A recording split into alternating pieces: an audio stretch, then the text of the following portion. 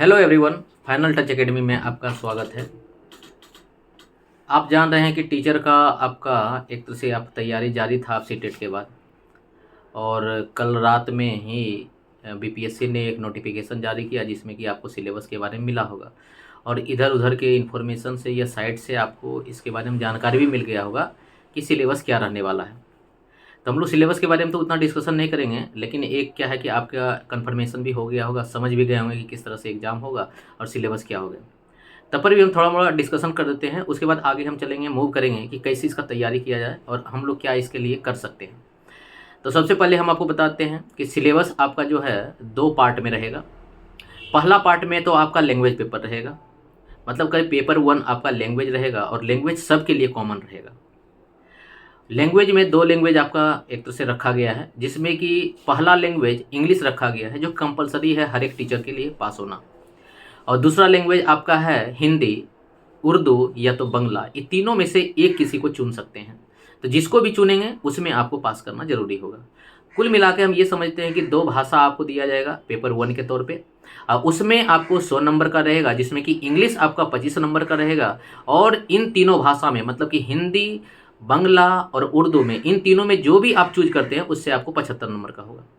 तो इसमें बोला गया है कि अगर आप भाषा वाले क्षेत्र में पास करते हैं, पेपर में पास करते हैं, मतलब क्वालिफाइंग नेचर रहता है इसका, तो उसमें अगर पास करते हैं तभी आपका अगला जो एग्जाम है वो आपका चेक हो पाएगा, मतलब कॉपी आपका एक तरह से वैलिड होगा। नहीं तो फिर आगे की और प्रोसीजर आपका होगा ही नहीं, वहीं से आपका कैंडिडेचर रद्द हो जाएगा, मतलब कि रिजल्ट आपका खत्म हो गया। तो पास करने के लिए मिनिमम सरकार ने क्राइटेरिया रखा है क्या कि आपका 30% मार्क्स आना चाहिए। तो यहाँ पे सब बच्चे को लगता है कि 30% मार्क्स आना चाहिए, तो इसका मतलब इंग्लिश में ना स्कोर करके हिंदी में भी स्कोर करके 30% ले आ सकते हैं। ऐसा नहीं होगा। यहाँ होगा कि अगर 2 भाषा है तो दोनों भाषा में 30% होना चाहिए। कहने का मतलब क्या है, अगर 25 नंबर का आपका इंग्लिश पूछ रहा है तो 25 का 30% निकालिएगा तो आपको खुद समझ में आ जाएगा कि 8 नंबर 7 नंबर के 8 नंबर के आसपास आपको नंबर लाना पड़ेगा। तो 25 में अगर 8 नंबर लाते हैं तभी इंग्लिश में पास होइएगा, और हिंदी में आपका 75 नंबर का है, उसका भी 30% निकालिएगा तो उसी के आसपास पड़ेगा आपका 22-23 नंबर। इसका मतलब कि 23 नंबर अगर हिंदी में लाते हैं तभी आप पास होते हैं। तो दोनों पेपर इंडिविजुअल में आपको पास करना पड़ेगा, मतलब कि भाषा में, तभी आप भाषा पास कहलाइएगा, तभी आपका अगला पेपर चेक होगा। ये हुआ भाषा का बात। दूसरा बात हुआ क्या कि जब आप पेपर 1 मतलब कि 1 to 5 के लिए आप अगर पास करना चाह रहे हैं तो भाषा तो देना ही है सबको, उसके अलावे आपको क्या देना पड़ेगा, इसमें आपका जीएस वाला पोर्शन हो गया। यहाँ मतलब बीपीएससी ने एक नया मतलब कि समझिए कि रूल या सिलेबस जारी किया हुआ है, जिसमें कि आपको पेडागोजी वगैरह का जो सेक्शन था उसको हटा दिया गया है। मतलब उनका ये मानना होगा कि पेडागोजी जो है अभी तक टेस्ट हो रहा था, यहाँ तक कि सीटेट में भी टेस्ट हुआ, बीएड में एग्जाम दिया, इसलिए उन्होंने इतना ज़्यादा महत्वपूर्ण नहीं माना, जो कि एक गलत भी है। और मतलब कि इसके लिए लड़का आवाज़ भी उठा रहा होगा। हो सकता है कि बात को नहीं माना जाएगा, क्योंकि हो सकता है जो बन गया है सिलेबस उसी पे चलेगा। लेकिन ये जो सिलेबस आया हुआ है उसी पे हम लोग बात करते हैं। सिलेबस में आपका जीएस आपका लिखा हुआ है। यहाँ जीएस मतलब जनरल साइंस नहीं है, यहाँ जीएस मतलब जनरल स्टडीज है। और जनरल स्टडीज जो है अपने आप में एक बहुत बड़ा चैप्टर है, जिसमें जीएस में आपको सबसे पहले रीजनिंग पढ़ना होगा। क्या पढ़ना होगा? रीजनिंग। तो रीजनिंग को एक तरह से आपने जब कभी जनरल कॉम्पिटिशन का तैयारी नहीं किया है, इसका मतलब रीजनिंग भी आपको पढ़ना पड़ेगा। साथ में आपको एलिमेंट्री मैथ्स पढ़ना होगा। एलिमेंट्री मैथ का नहीं मतलब कि जो सीटेड लेवल का मैथ है, जो मैथ छोटा मोटा कैलकुलेशन का होता है, वो मैथ आपको पढ़ना पड़ेगा।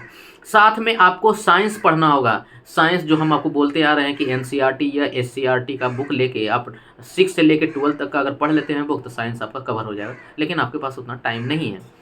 दूसरा है कि सोशल साइंस आपसे पूछा जाएगा, मतलब सोशल साइंस में आपका पॉलिटी होगा, ज्योग्राफी होगा, उसमें आपका हिस्ट्री होगा, सोशल साइंस का पार्ट होगा। साथ में बोला गया है कि इकोनॉमिक्स भी रहेगा, मतलब कि थोड़ा थोड़ा फाइनेंसिंग बैकग्राउंड का भी पूछा जाएगा कि जीडीपी क्या होता है, इन्फ्लेशन क्या होता है, उसके बारे में, दाम घटता बढ़ता कैसे, डिमांड कैसे होता है, इस सब के बारे में पूछा जाएगा, बैंकिंग क्या होता है। और साथ में आपका ये है कि जनरल अवेयरनेस भी अपने आप में एक बड़ा चीज़ है। इसमें क्या है कि करंट अफेयर का चीज़ आपको पता होना चाहिए, मतलब करंट अफेयर में क्या घटना घटित हो रहा है। उसके साथ साथ हो सकता है कि टेक्नोलॉजी के बारे में पूछ सकता है क्वेश्चन आपका, हो सकता है कंप्यूटर के बारे में पूछ सकता है। मतलब कि सिंपल बात है कि सामान्य जानकारी आपको आना चाहिए, वही आपका जनरल अवेयरनेस है। मतलब कि आप के वातावरण में जो चीज़ घटना घटित हो रहा है, जो चीज़ डेली हो रहा है, उसके बारे में आप कितना जागरूक हैं, वो हुआ जनरल अवेयरनेस। और साथ में ये भी बोल दिया है कि आपको पर्यावरण भी पूछेंगे। पर्यावरण कहने का मतलब क्या है, बायोलॉजी वाला पार्ट, यही एकदम ज्योग्राफी बायोलॉजी सबको मिला देते हैं तो पर्यावरण बन जाता है।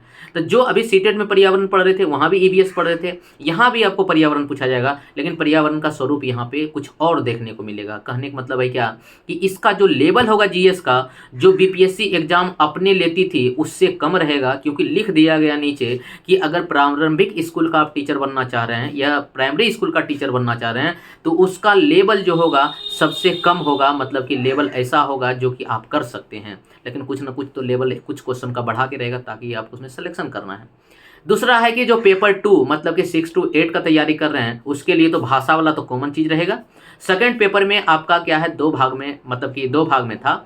2 भाग में क्या है, एक तो आपको सब्जेक्ट पूछेगा जो कि आपका 100 नंबर का होगा, और 50 नंबर का आपका क्या होगा, यही जीएस वाला पोर्शन, जितना भी जीएस का हम लोग चर्चा किए थे, मतलब वहाँ भी जीएस होगा, वहाँ भी सब्जेक्ट होगा। फिर आपका हाईयर सेकेंडरी में आते हैं 9, 10, 11, 12 में, उसमें भी आपको भाषा तो कॉमन है, उसमें भी आपको क्या है 2 पोर्शन देखने को मिलेगा, एक तो आपका जीएस वाला पोर्शन होगा और एक आपका सब्जेक्ट वाला पोर्शन होगा। तो इतना मतलब हमको ये समझ में आ रहा है कि अगर कोई लड़का को पेपर 1, पेपर 2, पेपर 3 का तैयारी करना है तो इतना तो है कि उसको हिंदी पढ़ना पड़ेगा, इतना तो है कि उसको इंग्लिश पढ़ना पड़ेगा, साथ में जीएस पढ़ना होगा। ये 3 चीज़ सबके लिए कॉमन है, और जीएस एक अपना बड़ा एरिया है, और उस एरिया को कवर करने के लिए आपको इस मतलब ये कोचिंग वो कोचिंग, अगर अलग अलग कोचिंग में जाते हैं तो दिन भर का समय आपका गायब हो जाएगा और एक तरह से समय पे कंप्लीट भी नहीं होगा।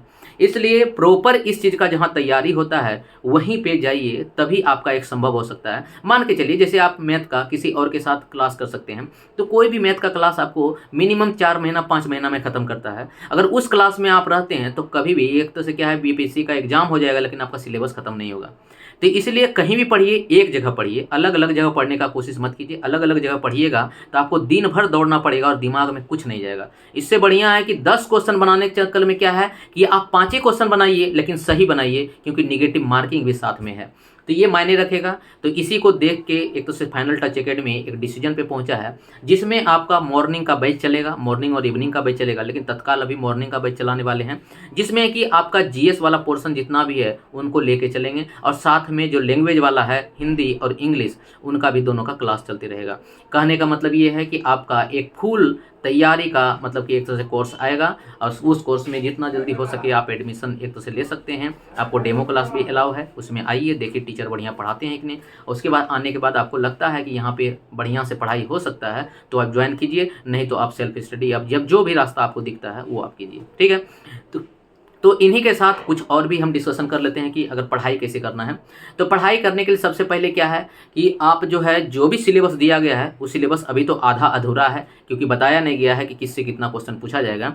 ये जब आपका फॉर्म निकलेगा तो फॉर्म में बाकायदा इन सब चीज़ों का ब्यौरा रहेगा कि किस सब्जेक्ट से कितना क्वेश्चन पूछा जाएगा। कहने का मतलब कि जनरल अवेयरनेस से कितना क्वेश्चन रहेगा, एसएसटी से कितना क्वेश्चन रहेगा, साइंस वाले पोर्शन से कितना क्वेश्चन रहेगा। इसका मतलब जब जितना क्वेश्चन रहेगा वेटेज के अनुसार अगर हम पढ़ते हैं तो ज़्यादा स्कोर मेरा बढ़िया हो पाएगा। क्लियर है।